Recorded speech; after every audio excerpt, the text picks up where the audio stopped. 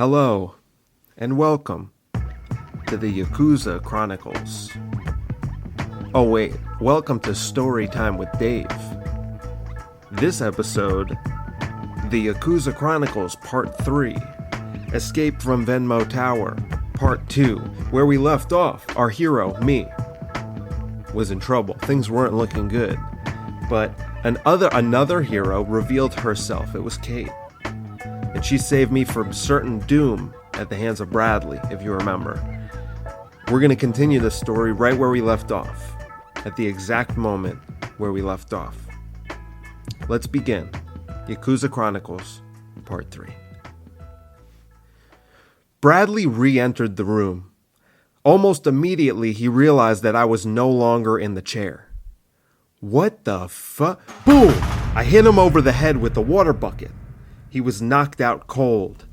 I took his Venmo uniform and put it on. It consisted of khaki pants, a white lab coat, and goggles.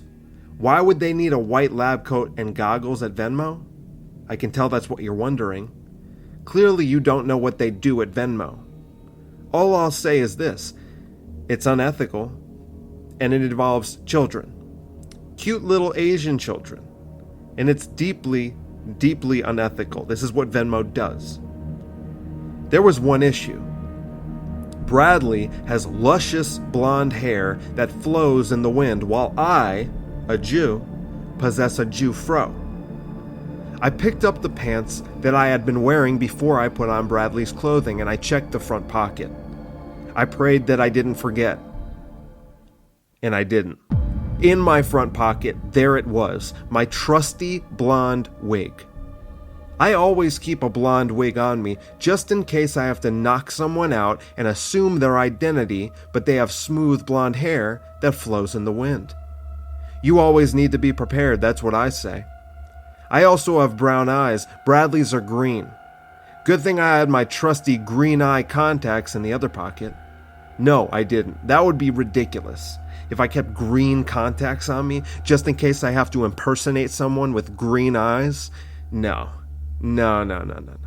That would be lazy writing. Very lazy. What was actually in the other pocket was my trusty gun. I donned the blonde wig, which is great writing. I hid the gun in my lab coat. Things were about to get messier. Kate and I walked out into the hallway.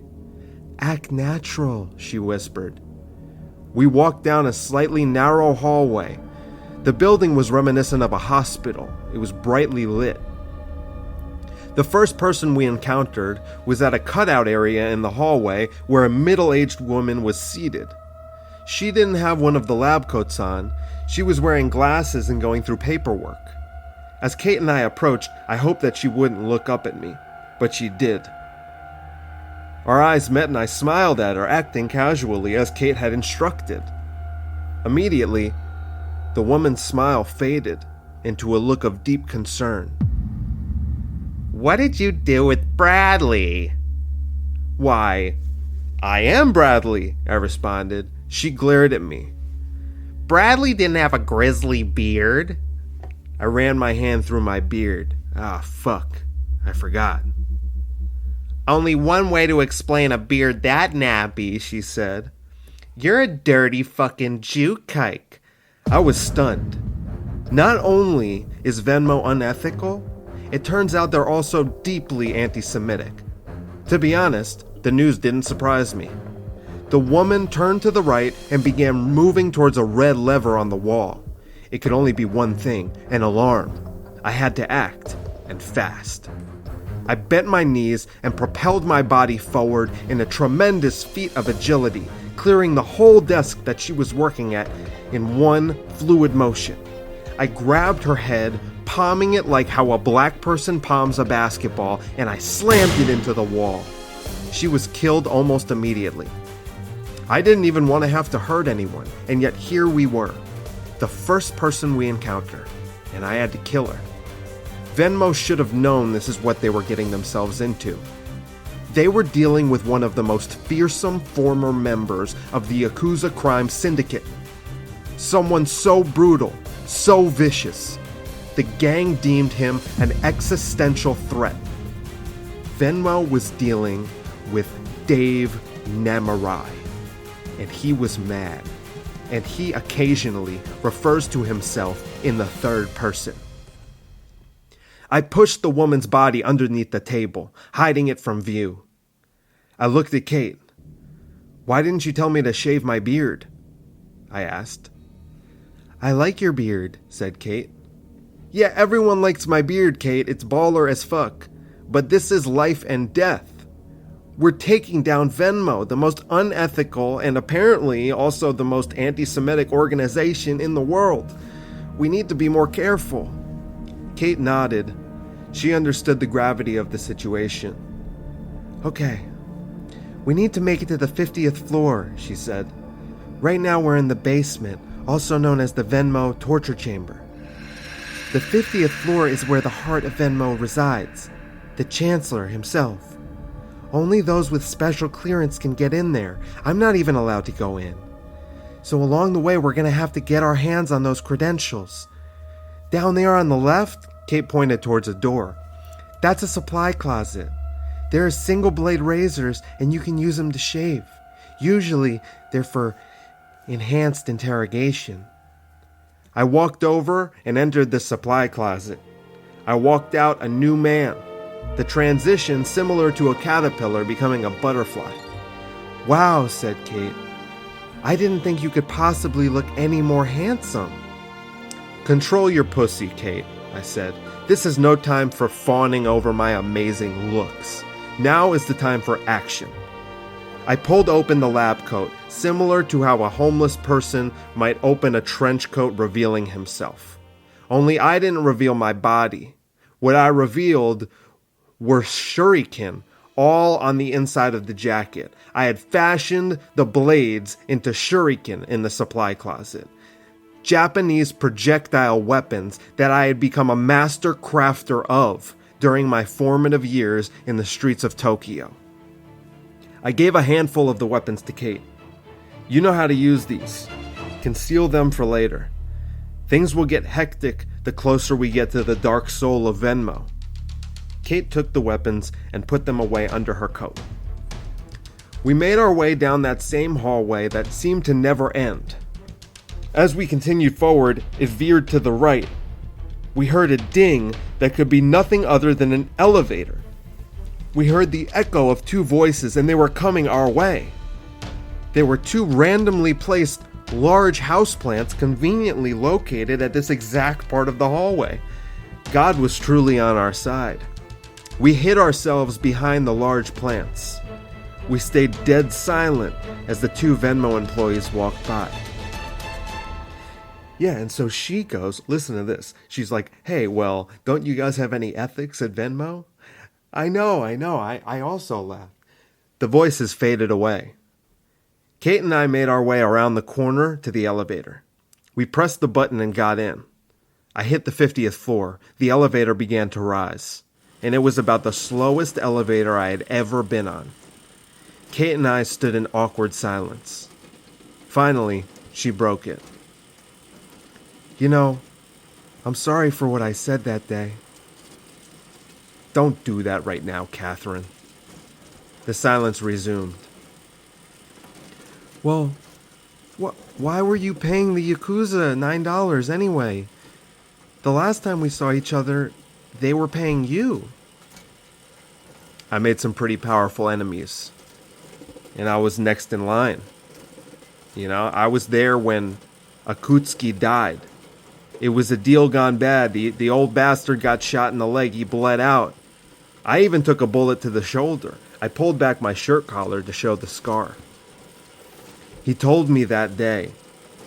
He said I was next. But once he was dead, all bets were off. Internal politics, His son, his fucking son, staged a coup. You can't have a white boy running the Yakuza, I guess. So I've been on the run since." "Okay, but how'd you end up here at Venmo Tower? And why did you transfer them $9? She was interrupted when the elevator stopped. 18th floor. I knew it wasn't going to be that easy to get to the 50th. The doors opened. A nerdy-looking bald man greeted us at the door. "Bradley," he said. He shook my hand. "Ah, and Miss Heigl. Good to see you both." Yes, you heard that right. It's Katherine Heigl. She's Kate. 'Cause I got it like that, son. And it's my story. The man turned back to me. "So, Bradley, I've been running those tests on our Venmo torturing software, and..." Suddenly, he stopped. A look of confused terror came over his face. "Wait, you're not..." Before he could finish, I pulled back my lab coat, revealing the grip of my pistol. "I'm Bradley.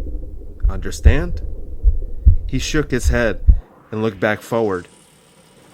Tense moments went by as the elevator climbed to our destination.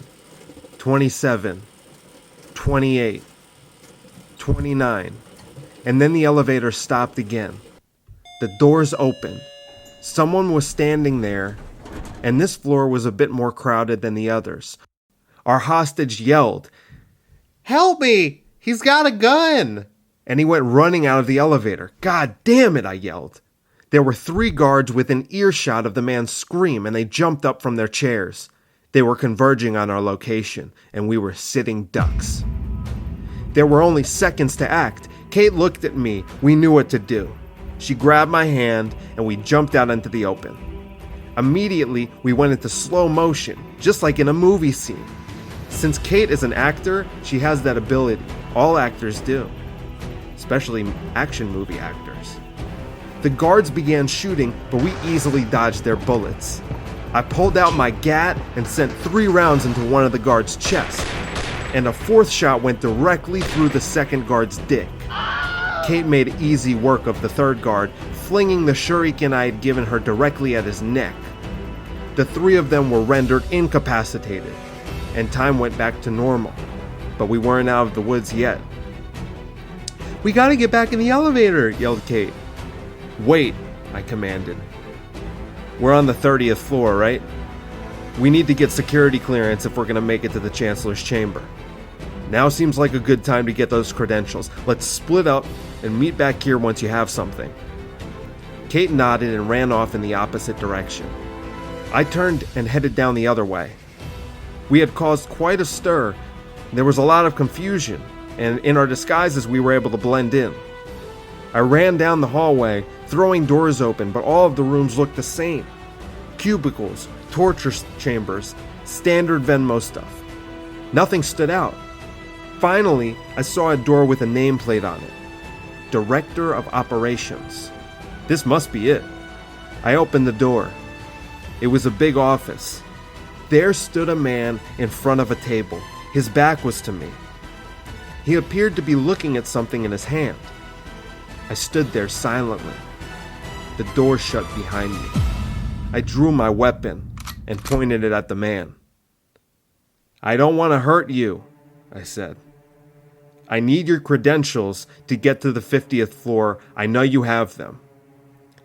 The man said nothing at first. He took a deep breath. "Dave Namurai." And then he turned around. "Sensei?"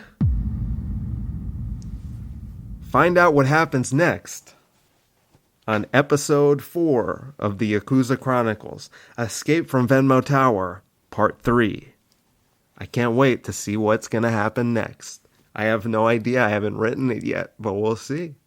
Probably by the time you hear this, it will have been written. I look forward to it. I hope you all do as well. Stay safe. Don't support anti-Semitic, unethical Venmo. Thank you. I love you. Goodbye.